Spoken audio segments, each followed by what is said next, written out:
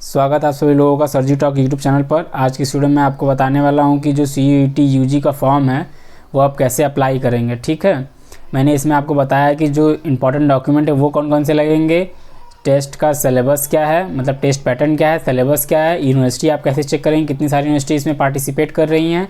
ठीक है, मैंने आपको 5-6 पॉइंट पूरा एकदम डिटेल में इसमें समझाया है और ये भी समझाया कि आप सब्जेक्ट कैसे सेलेक्ट करेंगे और यूनिवर्सिटी कैसे सेलेक्ट करेंगे। ठीक है, तो इस वीडियो को आप पूरा देखिएगा तभी आपको समझ में आएगा। बिना पूरा देखे वीडियो अगर आप फॉर्म भरते हैं तो रिजेक्ट हो जाएगा। आपको क्रोम पे आ जाना है और टाइप कर देना है CUET। ठीक है, इसका लिंक जो है मैं अपने डिस्क्रिप्शन में दे दूंगा।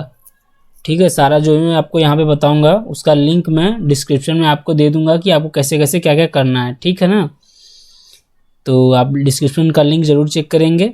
उसके बाद आपको रजिस्टर पर क्लिक करना है। रजिस्टर पर क्लिक करने के बाद यहाँ पे आप बुलेटिन को डाउनलोड कर सकते हैं, उसको पढ़ लीजिएगा। मैं तो पढ़ चुका हूँ, तो मैं आपको जैसे जैसे बताऊँगा वैसे ही वैसे भरेंगे, कुछ भी गलती नहीं करेंगे। अगर कोई भी गलती की है आप तो आपका एडमिशन जो है वो कैंसिल हो सकता है या फॉर्म रिजेक्ट हो सकता है। ठीक है, तो मैं आपको इस वीडियो में पूरा बताऊँगा कि कैसे कैसे आपको क्या क्या करना है। तो यहाँ पे देखिए लिखा है candidate must read carefully the instruction including how to fill up the application form online. ठीक है, ये सब आप देख लेंगे। उसके बाद जैसे जैसे मैं बता रहा हूँ बस आप वैसे वैसे करिएगा, नहीं पढ़ेंगे तो भी कोई दिक्कत है नहीं, आप आराम से देख लेंगे। उसके बाद जब आप उस पर क्लिक कर लेंगे, उससे क्लिक जब आप करेंगे तो आपको डॉक्यूमेंट कुछ जो है वो ज़रूरी रखने पड़ेंगे। ठीक है, जैसे यहाँ पे लिखा हुआ है, मैं आपको दिखा दे रहा हूँ कि कौन कौन सा डॉक्यूमेंट आपको ज़रूरी पड़ेगा। ठीक, पहले आप फॉर्म भरने से पहले या फिर साइट पर जाने से पहले आप ये जो इंपॉर्टेंट डॉक्यूमेंट है इन सारी चीज़ों को एक जगह रख लेंगे। ठीक है, वरना साइबर पे आप क्या करेंगे, जाएंगे साइबर पे फॉर्म भरवा लेंगे, मोबाइल नंबर अपना डालेंगे, जीमेल आईडी उसका। जब जीमेल आईडी पे क्या जाएगा OTP, तभी पेमेंट होगा और जीमेल आईडी पे ही सारा चीज़ आता है जब आप चॉइस फिलिंग करेंगे जो भी करेंगे। तो इसलिए जीमेल आईडी आप अपना बनाइएगा। ठीक है ना, मोबाइल नंबर अपना रखिएगा, जीमेल आईडी अपना रखिएगा, 10th-12th का मार्कशीट लेकर जाइएगा। और हाँ, अगर 12th की मार्कशीट आपके पास नहीं है तो यहाँ अपीयरिंग वाले भी भर सकते हैं, 10th का मार्कशीट आप लगा सकते हैं। ठीक है, और 12th में अपीयरिंग दिखा दीजिएगा अगर आप पास नहीं है तो। ठीक, इसका स्कैन सिग्नेचर चाहिए। सिग्नेचर का साइज़ जो है 4 KB से 30 KB पे होना चाहिए और जो फ़ोटो का साइज़ है वो 10 KB से 200 KB के बीच में होना चाहिए और एक्सटेंशन जो है वो .jpeg होना चाहिए। उसी तरह आपका जो 10th का मार्कशीट है वो PDF अपलोड होगा 50 KB से 300 KB के बीच में। अगर आप OBC SC ST से आते हैं तो कास्ट सर्टिफिकेट लगेगा, अगर जनरल हैं तो नहीं लगेगा। आप PWD वाला आते हैं तो भी आपको कास्ट सर्टिफिकेट अपलोड करना पड़ेगा और देना पड़ेगा नंबर। ठीक है, और एक ID लेते जाइएगा, जैसे पेन हो गया, आधार हो गया या फिर कोई और डॉक्यूमेंट। ठीक, इसके बाद इस वीडियो में जो मैं आपको बताऊंगा वो टेस्ट पे पैटर्न बताऊंगा, सिलेबस बताऊंगा, बेस्ट कॉलेज का 2 बताऊंगा, फिर पार्टिसिपेटिंग यूनिवर्सिटी आप कैसे चेक करेंगे और टाइम को कैसे मैनेज करेंगे एग्ज़ाम टाइम में। ठीक है, ये सारी चीज़ मैं आपको बताने वाला हूँ, मैं पहले ही आपको बता चुका हूँ स्टार्टिंग में ही। इस वीडियो को आप पूरा देखेंगे और अच्छे से एकदम समझ लेंगे कि कैसे कैसे आपको भरना है। एक भी गलती आप करेंगे तो दिक्कत हो जाएगा, आपका फॉर्म रिजेक्ट हो सकता है। ठीक है, तो ये सारा डॉक्यूमेंट आप पहले इकट्ठा कर लेंगे। ठीक, जितना मैंने यहाँ पे आपको बताया। उसके बाद आप क्रोम पे आ जाएंगे और इस साइट का मैंने लिंक आपको दिया है, यहाँ पे क्लिक करके इस साइट पे आएगा, रजिस्टर पे क्लिक कर लेंगे। रजिस्टर पे क्लिक करने के बाद यहाँ पहुँच जाएंगे आप। यहाँ पहुँचने के बाद आप क्या करेंगे, यहाँ पे देख लेंगे फ़ीस, अगर आपको देखना हो तो यहाँ पे देखिए फ़ीस है जनरल के लिए 750 रुपये। अगर अप टू 3 सब्जेक्ट, आप 3 सब्जेक्ट तक चुनेंगे तो 750 देना है आपको। OBC को 700 देना है, बाकी SC ST PWD और 3rd जेंडर को 650 रुपीज़। ठीक है, ये आप अपना देख लेंगे। अगर 3 सब्जेक्ट लेते हैं तब अप टू 7 सब्जेक्ट के लिए इतना पैसा है, अप टू 10 सब्जेक्ट के लिए इतना है, तो आपको कम से कम 4 या 5 सब्जेक्ट तो लेना ही पड़ेगा। ठीक, तो आप देख लेंगे अपने हिसाब से। उसके बाद आप यहाँ पे आएंगे, नीचे आएंगे। आने के बाद आप क्या करेंगे कि यहाँ पे टिक करेंगे और लिखेंगे क्लिक हियर टू प्रोसीड। ठीक, यहाँ पे क्लिक कर देंगे आप। उसके बाद आप क्या करेंगे बता रहा हूँ मैं आपको, देखिए 3 स्टेप है। फर्स्ट स्टेप जो अप्लाई फॉर ऑनलाइन रजिस्ट्रेशन है और जो सेकंड स्टेप है वो है फिल ऑनलाइन एप्लीकेशन फॉर्म और 3rd स्टेप जो है वो पे एग्जामिनेशन फीस। ठीक है, आप इसको एकदम सही से भरेंगे जैसे मैं बता रहा हूँ। अगर कुछ भी गड़बड़ी करेंगे तो आप ही को दिक्कत होगा। ठीक है, कैंडिडेट नेम भरेंगे पहले एज पर क्लास 10th और इक्विवेलेंट सर्टिफिकेट। अपना नाम भरना है और नाम क्या, आधार कार्ड वाला नहीं, क्लास 10th पे जो आपका नाम है लिखा है ना एज पर क्लास 10th, तो क्लास 10 में जो आपका नाम था वो अपना नाम यहाँ पे भर देंगे। ठीक, अगर आप यहाँ पे देखना चाह रहे तो यहाँ पे दिख जाएगा आपको। ठीक है, easily same in class 10th लिखा हुआ है ना। उसके बाद आप अपने फादर का नाम भरेंगे, फादर का नाम भी आपके क्लास 10th के मार्कशीट पे लिखा होगा उससे भरेंगे। मदर का नाम आप भरेंगे, वो भी क्लास 10th की मार्कशीट पे होना चाहिए। ठीक है, और आप जो प्रीफिक्स लगाते हैं वो नहीं लगाएंगे। ठीक है, उसके बाद आप क्या करेंगे, नीचे आएंगे, गार्जियन का नाम ऑप्शनल, आपको भरना होगा तो भर सकते हैं, ऐसे भर दीजिएगा गार्जियन का नाम, गार्जियन यानी चाचा या जो भी हो उनका भर दीजिएगा। उसके बाद अपना डेट ऑफ बर्थ जो आपके 10th के रिजल्ट पे है वो डेट ऑफ बर्थ आप सेलेक्ट करेंगे यहाँ पे। उसके बाद सेलेक्ट जेंडर, जेंडर कौन सा है, मेल फीमेल जो भी होगा आपका सेलेक्ट कर लेंगे। फिर नेशनैलिटी में सेलेक्ट कर लेंगे। उसके बाद आइडेंटिटी टाइप, आइडेंटिटी टाइप में आप कौन सा आइडेंटिटी देना चाहते हैं। जैसे मैंने आपको पहले ही बताया था ना कि ये सारा डॉक्यूमेंट रख लीजिएगा। जैसे इसमें से आईडी में कोई एक पेन या आधार जब लेके जाएंगे वहाँ साइबर पे तो, और मेल आईडी और मोबाइल नंबर अपना ही दीजिएगा। ठीक है, तो आप सेलेक्ट करेंगे आइडेंटिटी। आप पैन कार्ड ले सकते हैं, स्कूल आईडी यानी जो आपको मिला रहता है। ठीक है, स्कूल आईडी, वो पासपोर्ट, वोटर आईडी, आप इसमें से कोई भी दे सकते हैं। तो मान लीजिए अगर आपके पास पैन कार्ड है तो आप पैन कार्ड ही दे देंगे। वैसे आधार का इसमें ऑप्शन नहीं है, बट यहाँ पे other valid government identity with photograph, आप इस पर क्लिक करेंगे तो आधार वाला दे सकते हैं आप। ठीक है, या तो राशन कार्ड वगैरह दे सकते हैं, या bank passbook with photograph, bank passbook वाला भी सेलेक्ट कर लेंगे तो भी आप आराम से दे सकते हैं। ठीक है, यहाँ पे आप अपना अकाउंट नंबर डाल दीजिएगा, वरना other valid government identity with photograph हो तो उसमें आधार नंबर डाल दीजिएगा। ठीक, चलिए यहाँ पे मान लीजिए वोटर आईडी सेलेक्ट कर लेते हैं और इसी को पेस्ट कर देते हैं। ठीक, उसके बाद परमानेंट एड्रेस आपको देना है। यहाँ परमानेंट एड्रेस लिखा है ना, तो यहाँ पे आपको क्या करना है कि प्रेमिसेस हाउस नंबर नेम, इसका मतलब होता है जहाँ पे आप रहते हैं, यानी कि आप अपना हाउस नंबर भी डाल सकते हैं और कहाँ पे रहते हैं वो भी डाल सकते हैं। ठीक है, सब लोकेलिटी में अपना एड्रेस डालेंगे, लोकेलिटी आप किस गांव से हैं। फिर कंट्री सेलेक्ट कर लेंगे, उसके बाद स्टेट सेलेक्ट कर लेंगे आप। उसके बाद आप क्या करेंगे कि डिस्ट्रिक्ट सेलेक्ट कर लेंगे, पिन कोड डाल देंगे आप। ठीक है, फिर ईमेल आईडी डालेंगे। यहाँ पे देखिए लिखा है ना, please fill up carefully as all communication would be sent at this email ID. इसीलिए मैं बार बार आपको मेल आईडी का वो बता रहा हूँ कि मेल आईडी आप अपना ही रखिएगा। अपना रखेंगे तो आपको फ़ायदा रहेगा, क्योंकि उसी पे सारा जो कम्युनिकेशन है वो होना है। ठीक है, यहाँ पे देख रहे हैं आप, तो अपना मेल आईडी डाल देंगे, फिर उसी को सेम कंफर्म कर देंगे नीचे। फिर यहाँ पे आएंगे, मोबाइल नंबर डालेंगे। यहाँ भी अपना ही मोबाइल नंबर डालिए कि OTP जाएगा। इसके बाद कंफर्म करेंगे मोबाइल नंबर को, और कोई अल्टरनेट मोबाइल नंबर होगा तो वो आप डाल देंगे। ठीक है, अगर ऊपर का पूरा सब वही होगा सेम तो यहाँ पे आप टिक कर देंगे, टिक करेंगे नीचे पूरा भरा जाएगा। ठीक, उसके बाद आपको क्या करना है कि एक पासवर्ड बना लेना है। पासवर्ड आपको बना लेना है मैक्सिमम 8 कैरेक्टर का। ठीक है, तो पासवर्ड आप कैसे सेट करेंगे, एक जो है आपका, मैं आपको बता दे रहा हूँ यहाँ पे सेट करके पासवर्ड कैसे सेट करेंगे आप। पासवर्ड, ठीक है, पासवर्ड आप मान लीजिएगा कोई एक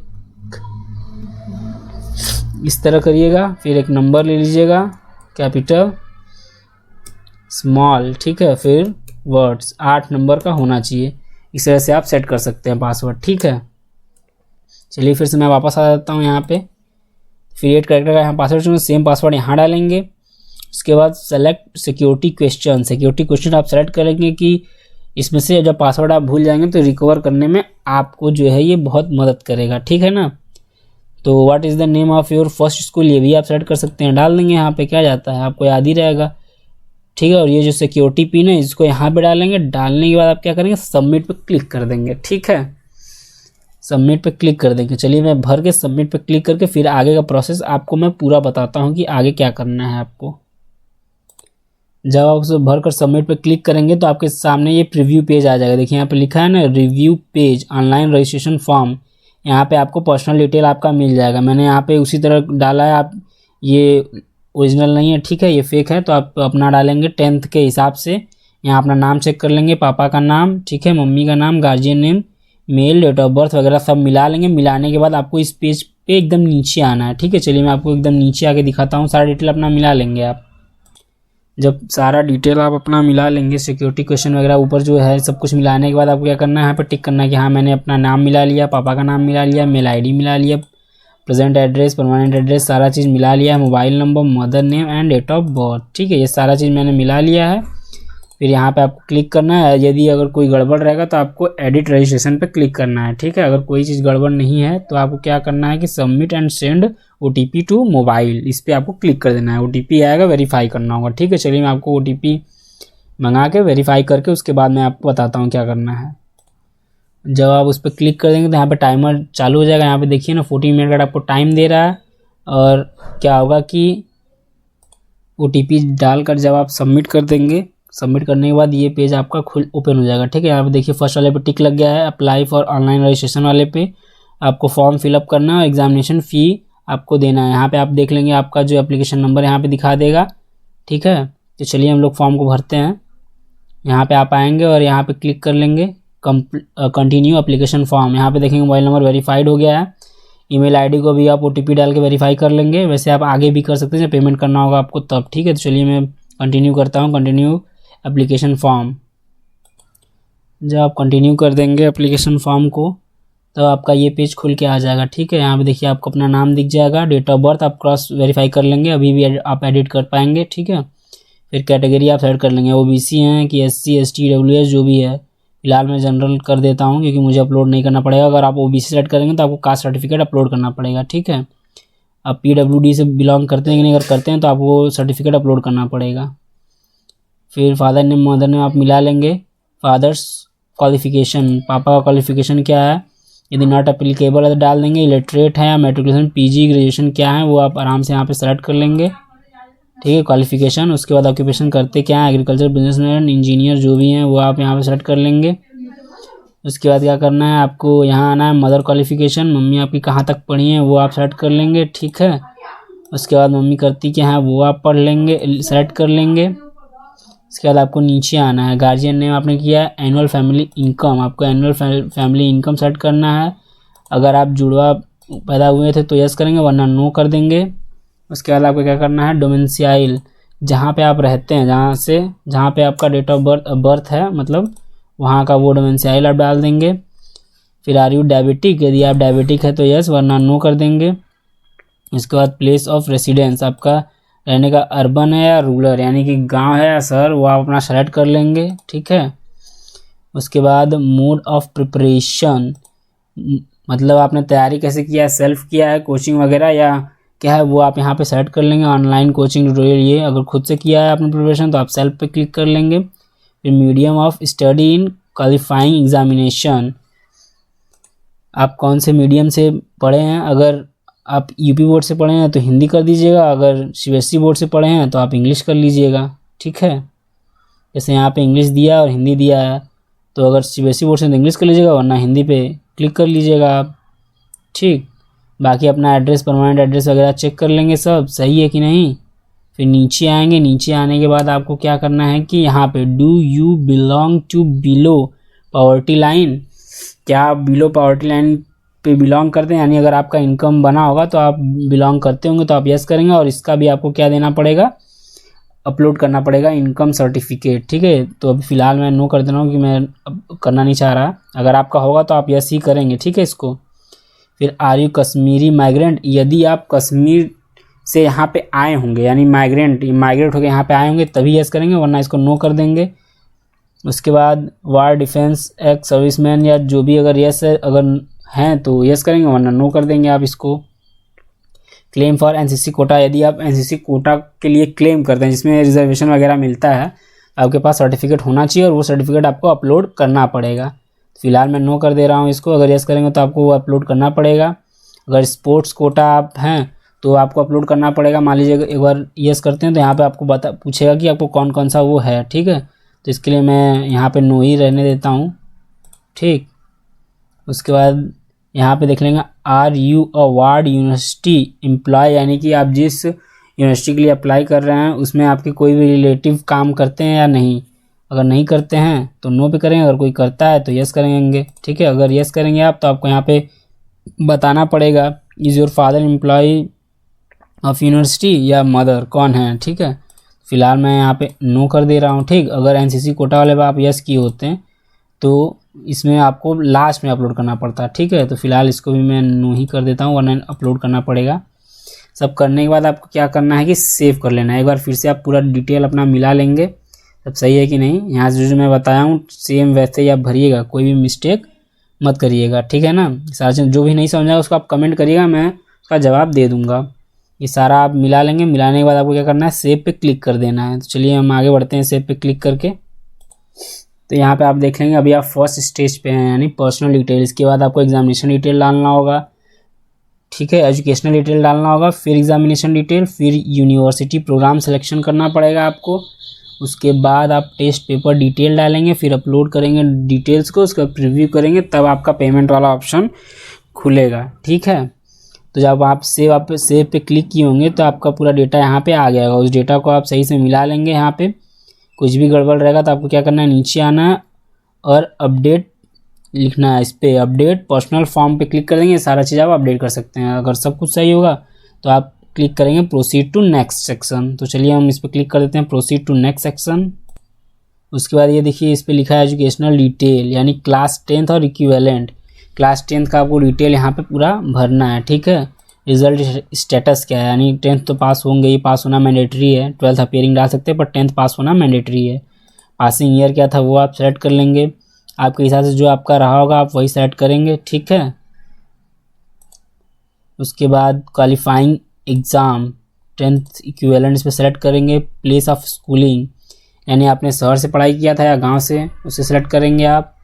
उसके बाद type of school and college, ठीक है, गवर्नमेंट था, प्राइवेट था, एडेड था या केंद्रीय विद्यालय था, क्या था, आप उसे सेलेक्ट कर लेंगे। अगर आपका इसमें ऑप्शन नहीं होगा तो आप अदर पे क्लिक कर लेंगे। ठीक है, उसके बाद क्वालिफाइंग एग्जामिनेशन कंट्री, इंडिया ही सेलेक्ट करेंगे इसके अंदर। ठीक है, अगर आउटसाइड रहेंगे तो आउटसाइड पे क्लिक करेंगे, वरना इंडिया पे ही क्लिक करेंगे। उसके बाद क्वालिफाइंग एग्जामिनेशन स्टेट है, क्वालिफाइंग एग्जामिनेशन स्टेट यानी सेलेक्ट क्वालिफाइंग एग्जामिनेशन स्टेट, कहाँ से, किस स्टेट से आपने एग्ज़ाम को क्वालिफाई किया था, यानी कि आपका बोर्ड कहाँ पर था। तो आप उत्तर प्रदेश सेलेक्ट कर लेंगे अगर आपने यहाँ से किया है तो। लेकिन अगर आप कहीं और जहाँ से पढ़े होंगे, जैसे मध्य प्रदेश या हिमाचल प्रदेश, वहाँ से पढ़े होंगे तो आप इसमें वही सेलेक्ट कर लेंगे। यहाँ पे देखिए लिखा है ना, लद्दाख, लक्षद्वीप, सब कुछ। ठीक है, वही सेलेक्ट कर लेंगे आप। इसका मतलब होता है कि आप जो है वो 10th कहाँ से पढ़े हुए हैं। ठीक, तो वो आपके सर्टिफिकेट में खुद ही लिखा होगा और आपको पता भी होगा कि आप कहाँ से पढ़े हुए हैं, तो वही आप सेलेक्ट कर लेंगे।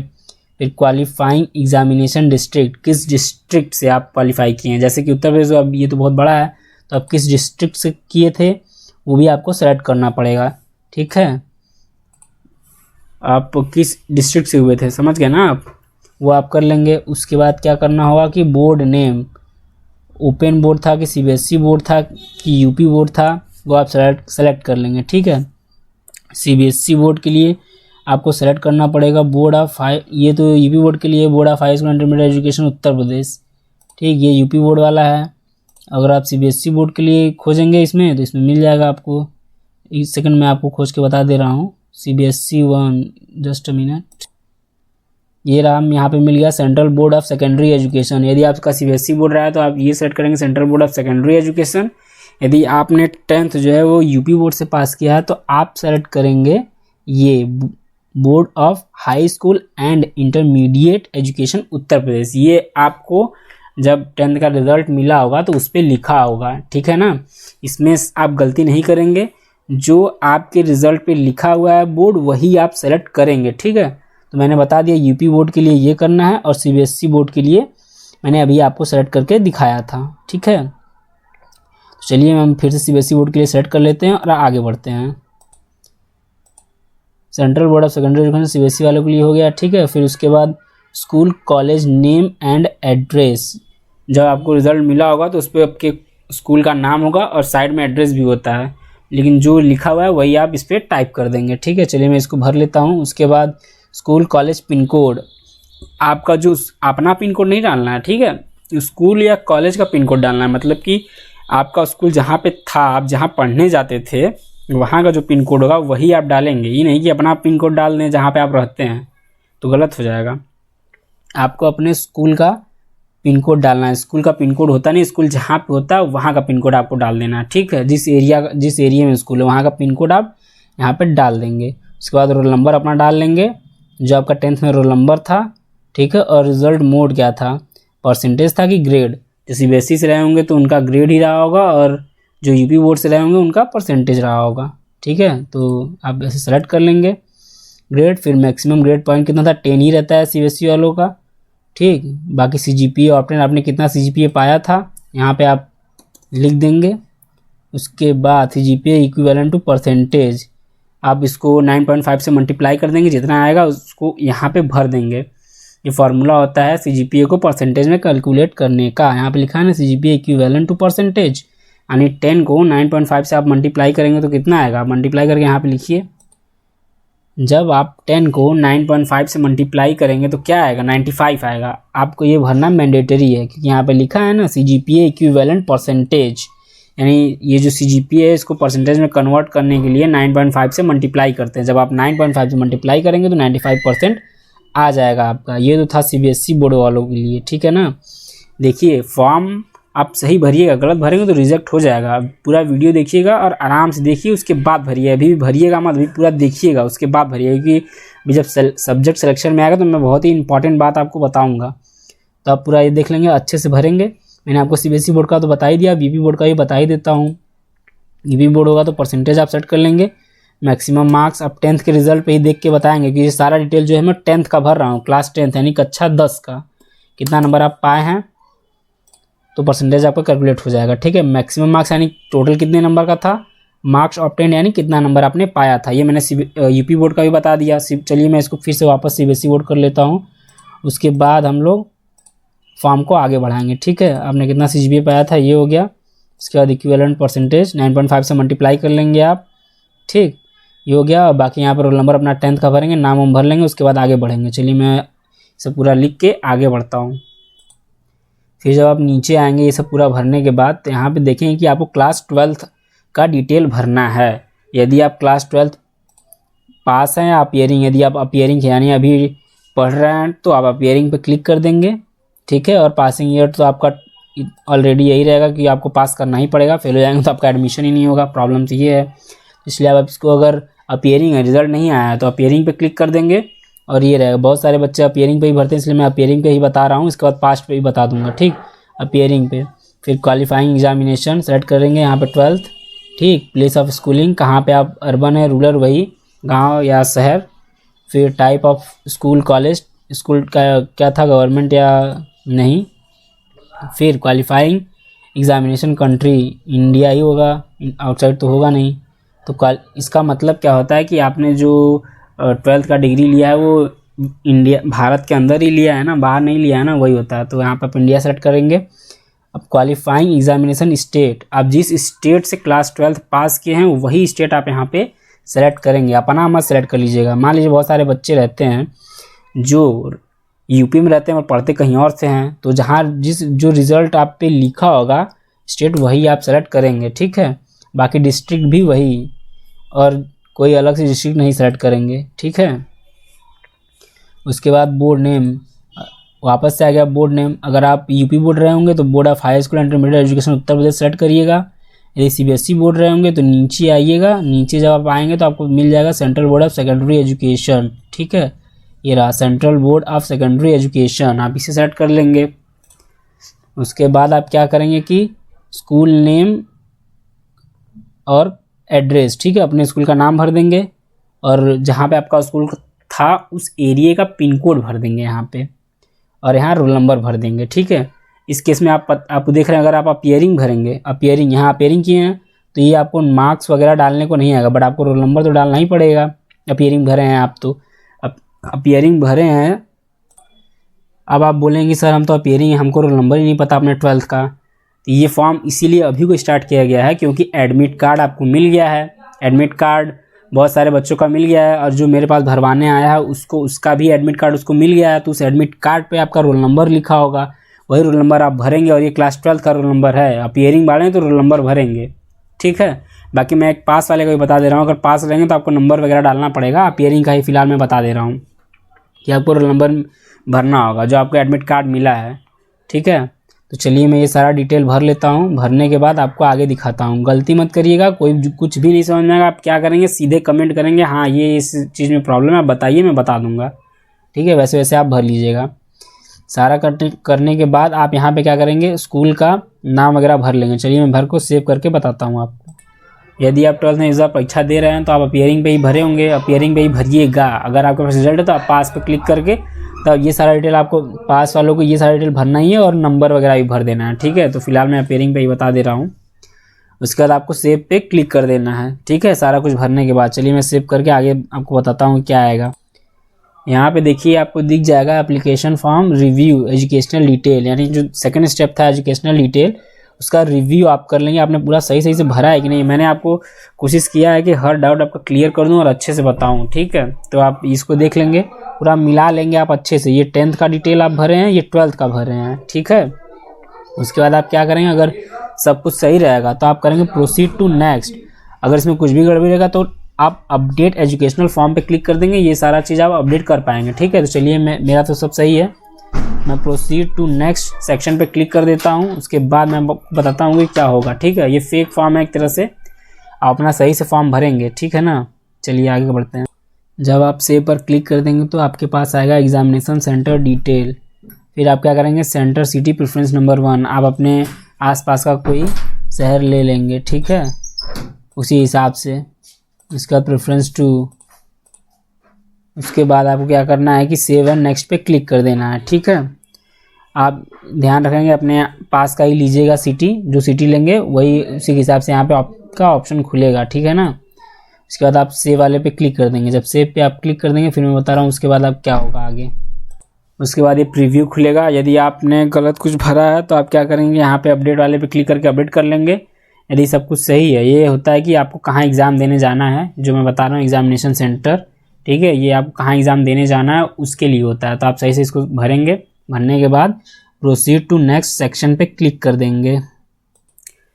अब ये जो सेक्शन है ये बहुत इम्पॉर्टेंट है, इसी में आपको सब कुछ सही से भरना है। यदि आपने यहाँ पे गड़बड़ किया तो आप एग्ज़ाम तो निकाल लेंगे पर आपका एडमिशन जो है वो हो नहीं पाएगा, कैंसिल हो जाएगा। मैं बताऊँगा कि आपका एडमिशन कैसे कैंसिल होगा, क्या गड़बड़ी होगी क्या नहीं, आप वीडियो को देखते रहिए पूरा, ठीक है। तो यहाँ पे जैसे लिखा हुआ है कि you need to apply at least 1 university to move the next session, ठीक है, सेक्शन, यानी कि आपको किसी एक यूनिवर्सिटी में अप्लाई करना ही होगा। मैं एक लिंक दे दूंगा, उसमें मैंने टॉप 10 यूनिवर्सिटी बताया, आप उन 10 का नाम जरूर इसमें डाल दीजिएगा, ठीक है। बाकी आप अपने मर्जी से देख सकते हैं, मैं वही बता दूंगा कि आप यूनिवर्सिटीज़ कैसे चेक करेंगे, ठीक है। तो चलिए हम अब इस फॉर्म को थोड़ा आगे बढ़ाते हैं। यहाँ पे आते हैं और आपको सिलेक्शन करके दिखाते हैं कैसे सिलेक्शन होता है। जैसे हम मान लेते हैं यहाँ पे आपको यूनिवर्सिटी खोलते हैं, ठीक है, और कुछ थोड़ा ठीक यूनिवर्सिटी का नाम देखते हैं, उसके बाद हम अपना भरते हैं, ठीक है। Wait a second. तो बनारस हिंदू यूनिवर्सिटी मिल गया मुझे, यानी BHU। ये बहुत सारे बच्चों का फेवरेट रहता है। तो यहाँ पे आपको अगर एडमिशन लेना है तो आप यहाँ पे सर्च करेंगे यहाँ पे, और ये याद रखिएगा ये यहीं पे होगा। उसके बाद जब आपका रिजल्ट आएगा तब आप कुछ कर नहीं पाएंगे। उसके बाद आपको जहाँ कट ऑफ रहेगा आपका वहीं पे एडमिशन होगा। तो आप यहीं पूरा सर्च कर लेंगे, सारा कॉलेज सारा यूनिवर्सिटी जो भी आपको चाहिए। तो आप बनारस हिंदू यूनिवर्सिटी मान लीजिए यहाँ पे सर्च कर लिए, सेलेक्ट यूनिवर्सिटी नेम, उसके बाद सेलेक्ट प्रोग्राम नेम। इसमें आपको क्या करना है कि जब आप अभी 12th पास होंगे, जब आप 12th पास होंगे तो आपको करना क्या है, ठीक है।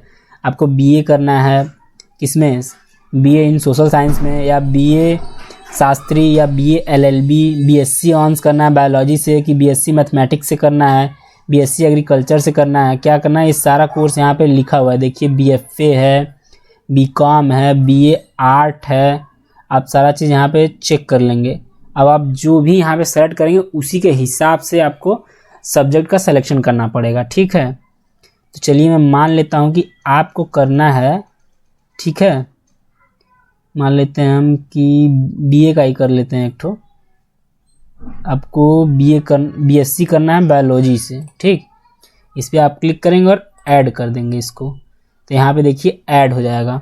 यहाँ देख रहे हैं Banaras Hindu university, read more about university, इस पर आपको अभी देखना नहीं है।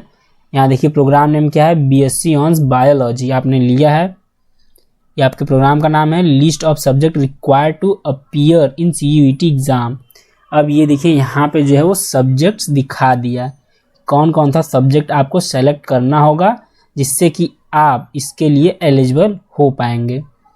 पहला physics chemistry biology for the admission in BHU, यानी आपके 12th में फिजिक्स केमिस्ट्री बायोलॉजी होना चाहिए और यहाँ भी आपको फिजिक्स केमिस्ट्री बायोलॉजी सेलेक्ट करना होगा जब सिलेक्शन खुलेगा तब। फिलहाल मैं आपको करके दिखा दे रहा हूँ, ठीक है। मैं अभी एक का करके बता रहा हूँ, आप इसी तरह ऐड करना चाह रहे हैं तो और ऐड कर सकते हैं और इसको रिमूव भी कर सकते हैं, ठीक है। चलिए मैं एक और ऐड करके आपको बता ही दे रहा हूँ। उसके बाद आप यहाँ पे आएंगे, मान लीजिए कोई भी सेलेक्ट कर लीजिए, एक सेकंड JNU सेलेक्ट करके बताता हूँ आपको। जैसे ये रहा जवाहरलाल नेहरू यूनिवर्सिटी, ये आप एकदम अच्छे से भरेंगे, साइबर वाले के भरोसे नहीं रहेंगे, आप खुद रिसर्च करके जाएंगे या मेरा वीडियो पूरा देख के जाएंगे और खुद पेन पेपर कॉपी लेके पूरा लिख लेंगे, हाँ ये स्टेप है, ऐसे ऐसे हमको जाके वहाँ पे भरवाना है या खुद से ऐसे ऐसे भरना है, ठीक। आप जवाहरलाल नेहरू यूनिवर्सिटी सेलेक्ट कर लेंगे। यहाँ प्रोग्राम, अब यहाँ पे जितने प्रोग्राम चलते होंगे वो आपको दिख जाएगा, ठीक है। अब आपको जो करना है वो यहाँ से आप सेलेक्ट कर लेंगे, ठीक है। ये सेलेक्ट करके ऐड पे क्लिक करेंगे, यहाँ ऐड हो जाएगा। तो यहाँ पे भी वैसा ही सेम आपको दिखाएगा कि आपको सिलेक्शन कैसे करना है। Option, they are required to opt for section 1A English test and section 2 general test for the admission in JNU, ठीक है। यदि आपको इस कोर्स में एडमिशन लेना है JNU में तो आपको सेक्शन में इंग्लिश टेस्ट और सेक्शन 3 में जनरल टेस्ट आपको ऑप्ट करना पड़ेगा। ये मैं क्या बोल रहा हूँ आपको अभी आगे समझ में आएगा कहाँ पे करना है, ठीक है ना। तो मान लीजिए अभी फिलहाल एक ही बता रहा हूँ, इस तरह आप सारा सेलेक्ट कर लेंगे और उसी हिसाब से इसको कॉपी पेन पे लिख लेंगे, यहाँ आपको कौन कौन सा सब्जेक्ट लेना है। जैसे वहाँ पे लिखा था ना, जैसे हाँ मैंने आपको बताया था ना यहाँ पे फीस का, हाँ ये रहा। अगर आप 3 सब्जेक्ट लें, जैसे वहाँ पे फिजिक्स केमिस्ट्री बायोलॉजी था, आपको 750 लगेगा। अगर आप 5 सब्जेक्ट लेते हैं तो आपका बढ़ जाएगा, 5 नहीं 7 सब्जेक्ट, 7 सब्जेक्ट लेंगे तो आपका यही फीस 1500 हो जाएगा। तो आप सोच रहे हैं कि हाँ 5-7 कैसे लेंगे, अगर आप अलग अलग कॉलेज में अलग अलग लिए अप्लाई करेंगे तो आपको सब्जेक्ट्स तो बढ़ाने ही पड़ेंगे ना, तो ये इसलिए फ़ीस वगैरह इस तरह से था। तो चलिए यहाँ पे आते हैं, फिलहाल हम इसको रिमूव कर देते हैं, BHU पे ही रहते हैं, ठीक। अब इधर करते हैं यूनिवर्सिटी प्रीव्यू पे, ठीक है। चलिए यहाँ पे क्लिक करके मैं आपको बताता हूँ। उसके बाद जब आप सेव कर लेंगे तो आप यहाँ पे एलिजिबिलिटी अपना चेक कर सकते हैं। यहाँ पे क्लिक करके देख लेंगे कि आप एलिजिबल हैं कि नहीं। ये देखिए लिखा है ना BSc बायोलॉजी के लिए, ठीक। यहाँ पे देखिए 10+2 होना चाहिए, इक्विवेलेंट पास होना चाहिए, 50% मार्क्स होने चाहिए आपके, ठीक है। उसके बाद सेक्शन 2 में जो आप सेक्शन 2 में सेलेक्ट करेंगे सब्जेक्ट, उसमें क्या होना चाहिए, फिजिक्स केमिस्ट्री और बायोलॉजी होना चाहिए फॉर BHU एडमिशन, ठीक है। तो चलिए मैं आपको बता रहा हूँ ये कैसे आपको करना है। यहाँ पे वापस आएंगे और यहाँ पे प्रोसीड टू नेक्स्ट सेक्शन पे क्लिक कर देंगे, ठीक है। अब आप आएंगे यहाँ पे नीचे, प्रोसीड टू नेक्स्ट सेक्शन पे आ गए आप। ये आप BHU के लिए फ़िलहाल मैं बता रहा हूँ, ठीक। आप आएंगे नीचे, यहाँ पे देख रहे हैं ना आप, सेलेक्ट टेस्ट पेपर सब्जेक्ट और सेक्शन, ठीक है। Subject selection, test paper subject 1, test paper subject 2। अब यहीं पे मैं आपको समझाने की कोशिश कर रहा था कि आप जो कॉलेज लेंगे उसका आप एलिजिबिलिटी क्राइटेरिया ज़रूर देखेंगे। आप एलिजिबिलिटी क्राइटेरिया कैसे चेक करेंगे वो मैं आपको बता ही दे रहा हूँ, ठीक है। तो आपने पहले BHU का सेलेक्ट किया है तो हम BHU का ही देख लेते हैं। BHU का एलिजिबिलिटी पे क्लिक किए थे आप, यहाँ पे क्लिक हियर पे, तो ये पेज खुला था। अब BSc बायोलॉजी के लिए आपने किया है। चलिए तो सेशन 2 में आपका फिजिक्स केमिस्ट्री बायोलॉजी यानी 3 सब्जेक्ट आपको लेना मैंडेटरी है। तो हम यहाँ पे आते हैं और पहला सब्जेक्ट अपना सेलेक्ट करते हैं, ठीक। उसके बाद आप यहाँ पे देख ही होंगे कि आपको BHU में BSc बायोलॉजी करने के लिए क्या क्या एलिजिबिलिटी चाहिए। आपने क्लिक करके देखा, यहाँ पे आपको फिजिक्स चाहिए, केमिस्ट्री चाहिए, बायोलॉजी चाहिए फॉर एडमिशन इन BHU और क्लास 12 में पास होना चाहिए, 50% मार्क्स होना चाहिए। तो आपने क्या किया, डोमेन से आप सेलेक्ट कर लिए फिजिक्स, यहाँ से आप फिजिक्स ले लिए, यहाँ से केमिस्ट्री ले लिए, यहाँ से बायोलॉजी ले लिए, ठीक है। और उसके बाद आप क्या करेंगे, यहाँ पे मीडियम यानी कि आप एग्ज़ाम किस लैंग्वेज में देना चाहते हैं। अगर हिंदी में देना चाहते हैं तो हिंदी सेलेक्ट कर लेंगे, अगर इंग्लिश में देना चाहते हैं तो इंग्लिश में। आप इसी लैंग्वेज में आपका पेपर आपके सेंटर पे उपलब्ध होगा, जिस लैंग्वेज आप यहाँ पे सेलेक्ट कर लेंगे, ठीक है। अगर इंग्लिश में देना चाहते हैं इंग्लिश, अगर हिंदी में देना चाहते हैं तो हिंदी, आप लैंग्वेज सेलेक्ट कर लेंगे, ठीक है। उसके बाद आप क्या करेंगे, अगर आपको अब देखिए मिनिमम 3 था, अब मैक्सिमम आप 10 कर सकते हैं। तो 3 अगर आपने किया होगा तो आपको 700 या 750 के आसपास देना होगा। अब ये 3 अगर आप करके बाकी सब पे नॉट एप्लीकेबल दिखा के अगर आपने सेव किया और आगे बढ़ा के पेमेंट किया तो क्या होगा कि आप सिर्फ BHU के लिए एप्लीकेबल होगा और ये बहुत बड़ी आपकी गलती होगी, ठीक है। तो आप ऐसा करिएगा मत, ठीक है। लेकिन आप BHU के लिए एलिजिबल हो गए हैं और मान लीजिए आप किसी और यूनिवर्सिटी में भरना चाह रहे हैं BHU के अलावा, जैसे जवाहरलाल नेहरू में भी आप वहाँ ऐड किए होंगे, तो आपको जवाहरलाल नेहरू में अगर BA ऑनर्स करना है तो आपको क्या क्या होना चाहिए। सेक्शन 1 से आपके पास इंग्लिश होना चाहिए और सेक्शन 3 से जनरल टेस्ट होना चाहिए, ठीक है। यानी आपके पास इंग्लिश और जनरल टेस्ट दोनों होना चाहिए। तो मैं आपको साफ साफ बता रहा हूँ कि आप इसमें आपको क्या करना है कि सावधानी बरतना है, ठीक है ना। कॉलेज चुनने में और सब्जेक्ट चुनने में आप कैसे कॉलेज को ऐड करेंगे। जैसे यहाँ मैंने सिर्फ BHU किया तो आप यहाँ पे कम से कम 10 कॉलेज ऐड करेंगे और 10 कॉलेज में आपका ये जो प्रोग्राम होगा, आप BSc करना चाहते हैं कि BFA BCom क्या करना चाहते हैं वो होगा। फिर यहाँ पे आपका सिलेक्शन होगा कि आप क्या क्या सेलेक्ट करेंगे तो आप उसमें एलिजिबल होंगे, ठीक है। जैसे अगर आप JNU यहाँ पे सेलेक्ट किए होते हैं तो आप एलिजिबल कब होते हैं, जब आप इसके लिए इंग्लिश सेलेक्ट किए होते और जनरल एप्टीट्यूड। अगर वो नहीं करेंगे तो आप JNU से बाहर हो जाएंगे, भले आप वहाँ पे JNU ऐड किए हैं तो क्या हुआ, ठीक है। चलिए तब JNU के लिए मान लीजिए यहाँ पे आप इंग्लिश सेलेक्ट कर लेंगे लैंग्वेज से, और एक जनरल वाला इसने बताया है, जैसे यहाँ पे देख लीजिए ये लिखा है ना, कहाँ गया, जनरल टेस्ट फॉर एडमिशन। तो यहाँ से आप जनरल टेस्ट भी एक सेलेक्ट कर लेंगे तो आप JNU और BHU दोनों के लिए एप्लीकेबल हो जाएंगे। ये रहा जनरल टेस्ट। तो हमने क्या किया, इंग्लिश ले लिया, जनरल टेस्ट ले लिया फॉर JNU एडमिशन, ठीक है। Appears in both the section, यहाँ पे लिखा है साफ साफ, candidate who will not appear in both the section that is section 1A English test and section 3 general test will not be considered for admission in JNU। यानी क्या, अगर आपके पास इंग्लिश और क्या बोलते हैं जनरल टेस्ट, यदि आपने इसमें ऑप्ट नहीं किया, ये 12th की बात नहीं हो रही है, यहाँ आपको एग्ज़ाम देना है ना, बात ये है, 12th की बात हो नहीं रही है। यहाँ पे आपको सेलेक्ट करना है, ठीक है। जो जो यहाँ पे एप्लीकेबल है वो सब्जेक्ट आपको यहाँ पे डाल देना है। तो इंग्लिश जनरल टेस्ट आते आप JNU और BHU के लिए एप्लीकेबल हो गए। अब मान लीजिए आप किसी और यूनिवर्सिटी के लिए जाना चाहते हैं तो मैं आपको सारा ये वाला लिस्ट प्रोवाइड कर दूंगा, आप चेक कर लेंगे। जैसे महात्मा गांधी वाला है, एक अंत्योदय वाला, इसमें देख लेते हैं कौन कौन सा कोर्स है। यहाँ पे हम प्रोग्राम नेम देख लेंगे क्या क्या करवाता है ये, ठीक। मराठी लैंग्वेज वगैरह ये सब तो लैंग्वेज का ही करवा रहा है फ़िलहाल।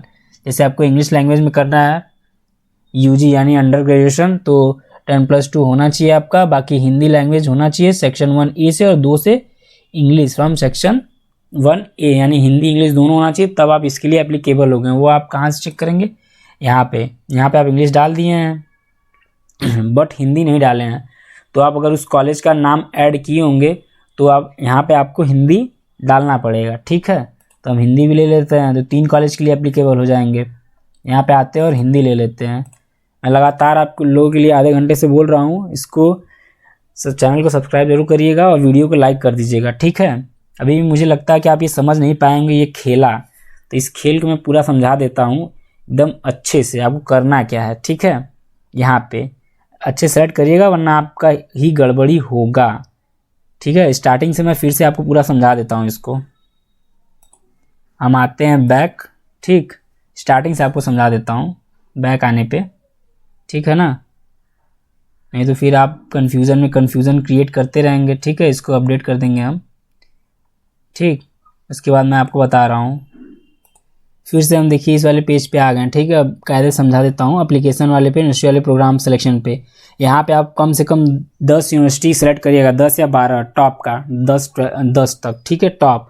अभी तो मैंने एक ही किया है, तो चलिए यहाँ पे JNU को भी ऐड कर लेते हैं। जिन लोगों को JNU में एडमिशन लेना होगा और उस पर्टिकुलर कोर्स में, अगर JNU वो कोर्स नहीं होगा तो आपका वहाँ एडमिशन नहीं होगा, क्योंकि JNU में तो बायोलॉजी से वो BSc था ही नहीं, दिखा ही नहीं, ठीक है।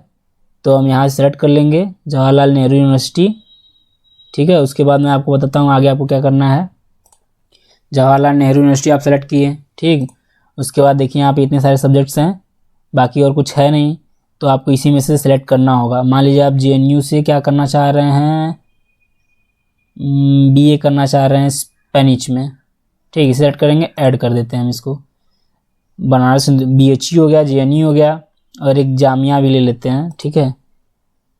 जामिया ले लेते हैं या फिर ले लेते हैं हम कोई और जिसमें और सारा सब्जेक्ट मिल जाए हमको, ठीक है। एक सेकंड, हम ले लेते हैं मदन मोहन मालवीय यूनिवर्सिटी, ठीक है। इसमें हम देख लेते हैं ये इतना ही करवा रहा है UG कोर्स, ठीक है। UG यानी आप यहाँ पे दे सकते हैं B फार्मा कर सकते हैं, BBA कर सकते हैं, BTech कर सकते हैं, ठीक है।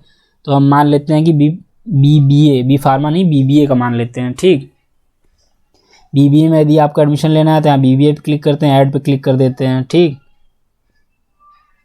ये भी ऐड हो जाएगा। ये देखिए यहाँ पे आप BBA आप जो करना चाह रहे हैं वही, अगर आप सोचिए कि मेरे को 12th के बाद सिर्फ BSc करना है तो आपको वही कॉलेज यहाँ पे सेट करना है कि जो BSc आपको ऑफ़र कर रहे हो। अगर आप BSc ऑफ़र ही नहीं कर रहे होंगे तो आप इन दोनों का कोई मतलब ही नहीं होगा कि JNU में आप BSc कर नहीं पाएंगे बायोलॉजी से, और ना ही इसमें मदन मोहन मालवीय में आप BSc कर पाएंगे, क्योंकि वो कोर्स ऑफ़र ही नहीं करता है।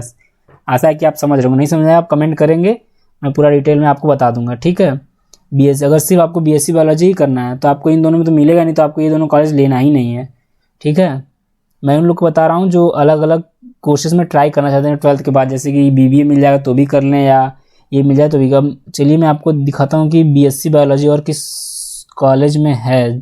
जस्ट थिंक, जैसे कि आप देख लेंगे यहाँ पे यूनिवर्सिटी ऑफ इलाहाबाद, ये भी एक बेस्ट यूनिवर्सिटी है, आप इसे ज़रूर रखेंगे यदि आपका मन हो BSc बायोलॉजी से करने का। तो यहाँ पे देखिए मिल गया है, यहाँ पे लिखा है ना बैचलर ऑफ BSc बायोलॉजी, आप इसे सेलेक्ट कर लेंगे और इसे ऐड कर लेंगे। अब आप मेरे कहने का मतलब समझ गए होंगे कि यदि आपको ये कॉलेज से कोई मतलब नहीं है, कि अगर आप मैं मान चल रहा हूँ कि मुझे करना क्या है BSc बायोलॉजी, और आपको जम रहा है JNU, अगर आपको जाना है JNU में, पर JNU तो वो कोर्स दे ही नहीं रहा है, तो आप कर कहाँ से पाएंगे। मैंने आपको दिखा दिया यहाँ पे। तो यूनिवर्सिटी मैटर नहीं करता, आप ये मैटर करता है कि आप अगर BSc ऑनर्स बायोलॉजी से ही चाहते हैं तो आप क्या करेंगे कि वैसा कॉलेज रखेंगे जो बायोलॉजी ऑफ़र करते हैं। ये ना कि बेमतलब का आप इसके मदन मोहन को रख लें या जवाहरलाल नेहरू को रख लेंगे, ये लोग देते ही नहीं हैं। और आपको यहाँ पे जब मैंने आपको आगे, इसीलिए मैंने आपको आगे दिखाया था जो सब्जेक्ट वाले में आपको सिलेक्शन में 3 सब्जेक्ट लेंगे तो आपको 700 देना ही है, और 5 सब्जेक्ट बढ़ा देंगे तो, और ये लोग पैसा और बढ़ा दिए हैं, इतने वो हैं ये लोग, मतलब पैसा चाहिए इन लोग को बस। तो इसी हिसाब से आप इसका डोमेन अपना आराम से सेलेक्ट करेंगे, इसके हिसाब से आप कॉलेज लेंगे, उसके बाद यहाँ पे जो एलिजिबिलिटी आएगा उस हिसाब से आप वहाँ पे ऑप्शन भरेंगे। समझ गए ना आप। यानी आप, मैं मान के चलता हूँ, चलिए आप सब लोगों को क्या करना है BSc बायोलॉजी, ठीक। तो इस हिसाब से अपना कॉलेज ढूंढेंगे कहाँ BSc बायोलॉजी अवेलेबल है। जैसे बनारस हिंदू यूनिवर्सिटी में अवेलेबल था और यूनिवर्सिटी ऑफ इलाहाबाद में, तो आप इन तीनों को नहीं रखेंगे, 1 2, ठीक, इन दोनों को नहीं रखेंगे और सिर्फ इसको और इसको रखेंगे, ठीक। आपको अगर BSc सिर्फ करना है तो आप एलिजिबिलिटी देख लेंगे। इसका एलिजिबिलिटी तो मैंने आपको बताया ही था, क्या है यहाँ पे देखिए है कि फिजिक्स केमिस्ट्री बायोलॉजी आपका डोमेन में होना चाहिए, और लैंग्वेज का कोई वो फ़र्क नहीं पड़ता। अगर आप ये 3 सब्जेक्ट भी रखेंगे तो भी आप BHU के लिए एप्लीकेबल हैं। तो हम इसका भी ज़रा देख लेते हैं कि यहाँ से अगर हम BSc करना चाहते हैं बायोलॉजी से क्या क्या एलिजिबिलिटी है। एलिजिबिलिटी पे क्लिक करेंगे और यहाँ पे आ जाएगा, ठीक है। ये रहा BSc बायोलॉजी करने के लिए आपके पास क्या होना चाहिए कि सेक्शन 1 में एक लैंग्वेज लेना होगा। सेलेक्ट मिनिमम 1 फ्रॉम इंग्लिश और हिंदी, यानी एक सब्जेक्ट आपको बढ़ाना पड़ेगा। इसमें एक लैंग्वेज लेना पड़ेगा, या तो हिंदी या तो इंग्लिश, आप एक लैंग्वेज बढ़ा लेंगे। और दूसरा डोमेन सब्जेक्ट में क्या होना चाहिए, बायोलॉजी कंपलसरी है, और केमिस्ट्री और physics select any 1। Section 3 general test. इसमें देखिए आपका पूरा खेल ही बदल गया। चलिए मैं आपको इसको भी बता दे रहा हूँ कि इसमें आप कैसे एलिजिबल होंगे, कैसे सब्जेक्ट सेलेक्ट करेंगे कि आप ये दोनों के लिए एलिजिबल हो। मैं फ़िलहाल सिर्फ BSc बायोलॉजी के लिए बता रहा हूँ, अलग अलग आप पूछेंगे तो अलग अलग बता दूँगा, ठीक है। तो हम क्या करते हैं, इसको हटा देते हैं क्योंकि हमको ये चाहिए नहीं, और ये BA वाला भी हटा देते हैं। अभी फ़िलहाल मुझे सिर्फ BSc में एडमिशन चाहिए, तो ये रहा BSc, ये रहा BSc। हम बढ़ेंगे आगे, ठीक। इसको सेलेक्ट करेंगे, प्रोसीड टू नेक्स्ट पे क्लिक करेंगे। आप कहेंगे तो मैं अलग अलग सबका बना दूंगा कि BBA में, BA में, और जिस चीज़ में चाहिए उसमें सब्जेक्ट कैसे कैसे सेलेक्ट करना है, कॉलेज कौन कौन सा है, ठीक है। उस पर आप मुझे कमेंट ज़रूर करिएगा ना। तो फ़िलहाल मैं अभी सिर्फ उसके लिए बताया हूँ, मैं इसको अभी अपडेट करूँगा, ठीक है। उसके बाद यहाँ आ गए, ये तो हम लोगों ने देखा था BHU के लिए। यहाँ आते हैं BHU बनारस हिंदू यूनिवर्सिटी, इस पर क्लिक किया था, ये हम लोगों को यहाँ लेकर गया था, ठीक है। बनारस हिंदू यानी फिजिक्स केमिस्ट्री बायो है, तो आप BHU के लिए एप्लीकेबल हैं। तो हम देख लेते हैं कि नहीं मेरे पास। हाँ, फिजिक्स है, केमिस्ट्री, बायोलॉजी, और 12th में भी होना चाहिए, नहीं कि आप टेस्ट दे रहे हैं और 12th में आपके है ही नहीं। ये डोमेन सब्जेक्ट है, डोमेन से आएगा, और अलग से जो आप टेस्ट देंगे उसके लिए, ठीक है। ये आपके 12th में होना चाहिए, और इसका टेस्ट भी आप देंगे जो इसमें सेलेक्ट करेंगे तो, ठीक है। तो ये यानी BHU के लिए हो गए। लेकिन अब हमारे साथ प्रॉब्लम ये खड़ी हो गई कि हमने ये लिया यूनिवर्सिटी, और अब हम इसका चेक करते हैं यहाँ पे एलिजिबिलिटी पे क्लिक करके, इसका कुछ और ही मांग लिया है। यहाँ पे मांग लिया है कि सेक्शन 1 से कोई एक लैंग्वेज होना चाहिए, इंग्लिश और हिंदी। तो हम चलिए इसमें से एक ले लेते हैं, है कि नहीं, शायद हमारे पास हो, लेट्स सी, नहीं है तो हम कोई एक लैंग्वेज ले लेते हैं। 1 2 3 सब्जेक्ट हुआ, एक लैंग्वेज, अगर आपको हिंदी पसंद हो तो हिंदी ले लीजिएगा, या तो इंग्लिश पसंद हो तो इंग्लिश, कोई एक लैंग्वेज ले लेते हैं। ठीक, ये वाला कंप्लीट हुआ क्राइटेरिया। उसके बाद क्या करना है कि डोमेन्स में से बायोलॉजी जो है वो कंपलसरी, यानी बायोलॉजी आपको लेना ही है, तो बायोलॉजी आपने लिया ही है, बायोलॉजी लिया है कंपलसरी। उसके बाद बोल रहा है कि केमिस्ट्री और, ये रहा, केमिस्ट्री और फिजिक्स सेलेक्ट एनी वन, यानी केमिस्ट्री और फिजिक्स में से किसी एक को भी सेलेक्ट करेंगे आप तो भी आप एलिजिबल हैं। लेकिन प्रॉब्लम ये है कि अगर एक को हटा देंगे पैसा बचाने के लिए तो फिर वही समस्या हो जाएगा कि बीएचयू के लिए एलिजिबल नहीं होंगे, तो इसके अच्छा है कि हम दोनों ले लेते हैं। लेकिन इसमें एक और चीज़ बोल दिया है कि सेक्शन 3 जो है वो जनरल टेस्ट का वो कंपलसरी कर दिया है। प्रॉब्लम ये है तो आपको इसको भी लेना ही पड़ेगा सेक्शन 3 में जनरल टेस्ट, तब जाके आप उसके लिए एप्लीकेबल होंगे। ये रहा जनरल टेस्ट, यानी अब जाके आप इन दोनों यूनिवर्सिटी के लिए एप्लीकेबल हो गए। इतना सब्जेक्ट, 1 2 3 4 5 सब्जेक्ट। अब 5 सब्जेक्ट को आपको पैसा कितना देना पड़ेगा, रुकिए लास्ट में तो पता चल ही जाएगा, वैसे जस्ट अभी देख लेते हैं कितना देना पड़ सकता है। 5 सब्जेक्ट आपने वहाँ पे सेलेक्ट किया है, यानी लगभग आपको 1500 रुपये तक देना पड़ेगा, 1500 या इससे ज़्यादा। वैसे 5 सब्जेक्ट लिया तो अप टू 7 लिखा है, यानी 7 सब्जेक्ट तक आप सेलेक्ट कर सकते हैं, तब आपको 1500 देना होगा। देखते हैं कि 1500 लगता है या उससे कम। चलिए आगे आते हैं तो हम लोग चेक करते हैं कितना पैसा ले रहे हैं। देख रहे हैं ना कितना लूट रहे हैं सब, ये आप समझ ही गए होंगे, नहीं समझेंगे तो हम पूछ लीजिएगा, बता दूंगा। ये रहा, आप करना क्या चाहते हैं, यूनिवर्सिटी क्या है, एलिजिबिलिटी डाल के उस तरह से आप सब्जेक्ट सेलेक्ट कर लिए, ठीक है। बाकी सबको आप नहीं चाहिए तो आपको नॉट एप्लीकेबल करना पड़ेगा, यहाँ आके नीचे नॉट एप्लीकेबल पे सेलेक्ट करना पड़ेगा सारे में, ठीक। इसके बाद आपको क्या करना है, यहाँ पे टिक करना और सेव पे क्लिक कर देना है, ठीक है। वो मैंने सेलेक्ट कैसे किया वो मैं आपको बता दे रहा हूँ। ये जो आप पढ़ रहे थे सेक्शन 1 और ये वगैरह वगैरह ना, ये यहाँ पे था इन्फॉर्मेशन बुलेटिन, देख रहे हैं इन्फॉर्मेशन बुलेटिन में पेज नंबर 18 में था। यहाँ पे देखिए लिखा है ना सेक्शन 1 लैंग्वेज का, इसमें 13 लैंग्वेज आपको मिला होगा। सेक्शन 1B में 20 लैंग्वेज था, उसमें 20 लैंग्वेज, और सेक्शन 2 में डोमेन था। डोमेन यानी जो आप अपने 12th में पढ़े होंगे, जैसे अगर आर्ट स्ट्रीम से होंगे तो आर्ट में आपका कुछ और सब्जेक्ट रहा होगा, अगर बायोलॉजी के साथ रहे होंगे तो बायो और केमिस्ट्री फिजिक्स रहा होगा, मैथ साइड से रहे होंगे 12th में तो आप मैथ्स फिजिक्स केमिस्ट्री रहा होगा। और किसी को बीएससी मैथमेटिक्स से करना है तो वो उस हिसाब से अपना सेलेक्ट करेगा, तो डोमेन उसका वो हो जाएगा, नहीं डोमेन होना चाहिए, डोमेन का टेस्ट भी देना चाहिए और उस लैंग्वेज वगैरह उन सबके हिसाब से। और सेक्शन 3 आपका जनरल टेस्ट वाला, ठीक है, जो यूनिवर्सिटी एप्लीकेबल करती है वो डालना था। मैंने आपको यहाँ पे सारा चीज़ दिखा दिया है कि कैसे कैसे आपको सेलेक्ट करना है।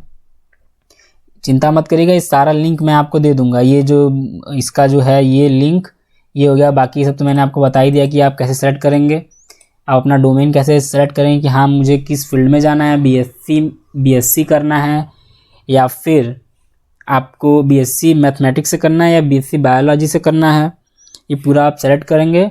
बीबीए करना है, बीसीए करना है, उस हिसाब अपना कॉलेज और सब्जेक्ट आप सेलेक्ट करेंगे। अब किसी को बीबीए करना होगा तो उसका तो अलग ही होगा ना, जैसे अभी मैं आपको बीबीए का भी एक बता दूंगा फिलहाल। इसमें हो गया, ठीक, इतना ले लिया आप। इसे करने के बाद आप क्या करेंगे कि यहाँ पे प्रोसीड टू नेक्स्ट सेक्शन पे क्लिक कर देंगे, ठीक है। अब आप आ गए अपलोड डॉक्यूमेंट पे। डॉक्यूमेंट कैसे अपलोड करना है मैंने आपको पहले ही बता दिया, डॉक्यूमेंट लगेगा क्या क्या उसे आप रख लेंगे, ठीक है। उसको रखने के बाद आप क्या करेंगे कि यहाँ पे आएंगे और यहाँ पे लिखा है candidate photograph with 80% face without mask, यानी उसका चेहरा पूरा दिखता रहना चाहिए, ठीक है। फेस मास्क मत लगा लीजिएगा, जेपीईजी में रहना चाहिए। और फॉर्मेट मैंने आपको पहले ही बता दिया था कि फोटोग्राफ एंड सिग्नेचर जेपीईजी में होना चाहिए, ठीक है। और फोटोग्राफ का साइज जो है 10 KB से 200 KB होना चाहिए और सिग्नेचर का 4 KB से 30 KB, ये लिमिट है, ठीक। मैं यहाँ पे फ़ोटो और सिग्नेचर अपलोड करके उसके बाद प्रोसीड पे क्लिक करता हूँ, फिर आपको बताता हूँ, ठीक है। चलिए मैं फ़ोटो और सिग्नेचर अपलोड कर लेता हूँ। यहाँ पे सेलेक्ट करके फाइल को सेलेक्ट कर लेंगे। करने के बाद यहाँ पे देखिए लिख देगा अब स्टार्ट अपलोड पे आपको क्लिक करना है बारी बारी, तब दोनों अपलोड हो जाएगा, ठीक है। चलिए अपलोड करके मैं आपको बता रहा हूँ। ये देखिए इस पे एरर आया ना, the face can not be detected properly, यानी अगर आपका चेहरा साफ या फोटो साफ नहीं होगा तो वो अपलोड नहीं करेगा, आपको बता देगा। इसलिए अच्छे से फोटो खींच के तब आप अपलोड करिएगा, इससे घबराइएगा नहीं, ठीक। तो यहाँ मैं ओके कर देता हूँ और एक नया फाइल फिर से सेलेक्ट करता हूँ, इसका चेहरा जो है विजिबल हो, ठीक है। चलिए फिर सेलेक्ट करता हूँ मैं। देखिए फ़ोटो अपलोड हो गया। उसके बाद आपको करना है प्रोसीड टू प्रीव्यू सेक्शन। उस पर जब आप क्लिक कर देंगे तो आपके सामने पूरा प्रीव्यू आ जाएगा, ठीक है। आपको यहाँ पूरा सही से मिला लेना है डिटेल्स, ठीक है। उसके बाद आपको क्या करना है कि यहाँ पे आ जाना है, ठीक। उसके बाद आप अपना पूरा डिटेल चेक कर लेंगे कि सब कुछ सही है कि नहीं, ठीक है। ऊपर मिला लेंगे सारा। देखिए मैंने बोला था ना कि देखते हैं कितना रहता है, तो 5 सब्जेक्ट का फीस जो 1500 लगेगा, ठीक है। वो यहाँ से मैंने आपको पहले ही बता दिया था। अगर आप 3 सब्जेक्ट लेते हैं तो आपको 750 देना होगा। जनरल वाले के लिए बता रहा हूँ, ओबीसी का इधर दिया हुआ है। यदि आप 7 सब्जेक्ट या 7 सब्जेक्ट से कम, मतलब 3 से ऊपर ले रहे हैं, 7 से कम, तो आपको 1500 देना पड़ेगा, ठीक है। इसी की वजह से हमको 1500 देना है, क्योंकि हमने 5 सब्जेक्ट सेलेक्ट किया है। 5 सब्जेक्ट क्यों सेलेक्ट किया है? मजबूरी थी हमारी। मजबूरी कैसे थी? जैसे कि मैंने आपको बताया ना कि 5 सब्जेक्ट हम लोग सेलेक्ट किए। क्यों सेलेक्ट किए? क्योंकि हमको 2 कॉलेजों में वो क्राइटेरिया, हमको 5 क्यों सेलेक्ट करना पड़ा? क्योंकि जो ये दोनों हम कॉलेज लिए थे, यूनिवर्सिटी ऑफ इलाहाबाद और बनारस हिंदू यूनिवर्सिटी, हमको करना क्या था? बैचलर डिग्री यानी कि बायोलॉजी से बीएससी करना था। दोनों में किसी में भी हो जाए हमारा, तो एलिजिबिलिटी इसकी यही थी कि फिजिक्स केमिस्ट्री और बायो होना चाहिए। इस किसके लिए? आपके बीएचयू के लिए। और इसने एक बढ़ा दिया कि कोई एक लैंग्वेज होना चाहिए, जनरल टेस्ट भी होना चाहिए। इसकी वजह से हमको 5 ठो लेना पड़ा, ठीक है। तो उस हिसाब से हमारा 1500 बन गया है, ठीक। मजबूरी में हमको लेना पड़ा। उसके बाद हम आगे उसके बाद आप क्या करेंगे? यहाँ पे सब पे टिक करेंगे, मिला लेंगे। जब सब सही रहेगा तो आप यहाँ पे टिक मार देंगे सारी चीज़ों पे, ठीक है। चलिए मैं टिक करके आगे बताता हूँ आपको। यहाँ पे आप जब सारा टिक मार देंगे, टिक मारने के बाद अभी भी आप अपडेट कर सकते हैं। पेमेंट हो गया, आप अपडेट नहीं कर पाएंगे और रिजल्ट आ जाएगा। आप चाहेंगे भी तो भी आप यूनिवर्सिटी में किसी और में एडमिशन नहीं ले पाएंगे। इसलिए आप पूरा रिसर्च कर लीजिएगा। और रिसर्च कैसे करेंगे मैं ये इस अगले पार्ट में बताऊँ। तो फर्स्ट पार्ट था रजिस्ट्रेशन का, जैसे कि यहाँ पे देखिए मैंने आपको ये दिखाया था ना, ये फर्स्ट पार्ट था कि आप रजिस्ट्रेशन कैसे करेंगे। सेकंड पार्ट में टेस्ट पैटर्न क्या है वो बता दूंगा, सिलेबस और जो कॉलेजेस आपके हिसाब से हैं वो कैसे हैं, और पार्टिसिपेटिंग कॉलेज कौन से हैं, ठीक है, ये बता दूंगा, ठीक है। और हाउ टू मैनेज टाइम भी थोड़ा बहुत बता दूंगा। बाकी ये तो आप देख लेंगे, ये फर्स्ट पार्ट था इसका। तो यहाँ पे आ जाते हैं, पूरा वीडियो देखिएगा आप। फिर यहाँ पे प्रोसीड टू पेमेंट पे क्लिक कर देते हैं, ठीक है। फिर यहाँ ओके पे क्लिक कर देंगे हम। जब आप पेमेंट पे क्लिक कर देंगे तो आपका मेल आईडी ऊपर दिखेगा और वही मेल आईडी आपको यहाँ डालना है। वही मेल आईडी डालने के बाद इसको यहाँ डालना है। डालने के बाद वेरीफाई पे क्लिक कर देना है। तो आपके जो आप जीमेल आईडी डाले होंगे उसी जीमेल आईडी पे ओटीपी जाएगा। उस ओटीपी को आपको यहाँ पे उस ओटीपी को फिल करना है। ओटीपी यहाँ पे फिल करने के बाद आपको वेरीफाई पे क्लिक कर देना है, तब जाके आपका पेमेंट होगा। इसलिए मैं बता रहा था कि जीमेल आप अपना ही रखिएगा, ठीक है। चलिए मैं आपको फिर से वही जो जीमेल मैं बनाते हुए डाला था वही जीमेल यहाँ पे डाल देता हूँ और ओटीपी में आगे वेरीफाई करने के बाद फिर आगे बढ़ते हैं हम लोग। ओटीपी मेरे मेल पे आ गया है तो मैं ओटीपी डालता हूँ। फिर इसको यहाँ पे ये कैप्चा यहाँ पे भरने के बाद वेरीफाई पे क्लिक करेंगे, ठीक है। चलिए ओटीपी डाल के कैप्चा वेरीफाई करता हूँ मैं, उसके बाद हम आगे बढ़ेंगे। जब आप ओटीपी वेरीफाई कर देंगे तो डायरेक्ट पेमेंट वाले पे नहीं जाएंगे, ठीक है। ओटीपी वेरीफाई करेंगे तो आप वापस यहीं वाले पे आ जाएंगे। यहाँ पे लिखा अभी पे एग्जामिनेशन फ़ी नहीं हुआ है, तो यहाँ जब वापस आ जाएंगे तो आपको क्या करना है कि यहाँ फिर से कंटिन्यू एप्लीकेशन फॉर्म पे क्लिक कर देना है। क्लिक करने के बाद आपको सीधे इस वाले पे अपलोड डॉक्यूमेंट वाले अपलोड डिटेल वाले पे क्लिक कर देना है। जब आप ये अपलोड डिटेल छठवें वाले पे क्लिक कर देंगे तो नीचे आएगा प्रीव्यू वाला, दिखा रहा हूँ। फिर यहाँ पे नीचे आएगा प्रोसीड टू प्रीव्यू, आप उस पर क्लिक करेंगे। उसके बाद बता रहा हूँ मैं, फिर वही सारा चीज़ आ जाएगा। आपको पूरा टिक कर देना है, ठीक है। टिक करने के बाद आपको फिर से पेमेंट के लिए जाना है। तो यहाँ से सारा टिक कर दीजिए जल्दी जल्दी आप, ठीक। टिक करने के बाद आपको फिर से पेमेंट वाले पे जाना है। अब वो कर देना है प्रोसीड फॉर पेमेंट। फिर आपको क्लिक कर देना है। यहाँ पे आपको अपना नाम दिख जाएगा। उसके बाद यहाँ पे आपको दी जाएगा कि आपने 5 सब्जेक्ट लिया है, कितना पैसा आपका लगेगा, 1500, ठीक है। अब आप जिस भी तरीके से पेमेंट करना चाहते हैं उस तरीके से आप पेमेंट कर सकते हैं, चाहे state bank of India, Canara bank या ICICI बैंक। तो बहुत लोगों के पास रहता है पेटीएम, तो आप पेटीएम से पेमेंट कर देंगे। पेटीएम पे क्लिक करेंगे, ठीक है। उसके बाद आपका सारा डिटेल खुल जाएगा, मोबाइल नंबर, मेल आईडी, ठीक। फिर आप क्या करेंगे कि पे नाउ पे क्लिक कर देंगे। पे नाउ पे क्लिक करेंगे, ये आपका QR कोड खुल जाएगा। आप इसको स्कैन करके पे कर देंगे, आपका हो जाएगा। अब बता रहा हूँ कि आप स्टेटस कैसे चेक करेंगे कि आपका पेमेंट डन हुआ कि नहीं, ठीक है। तो चलिए मैं वो भी बता देता हूँ आपको।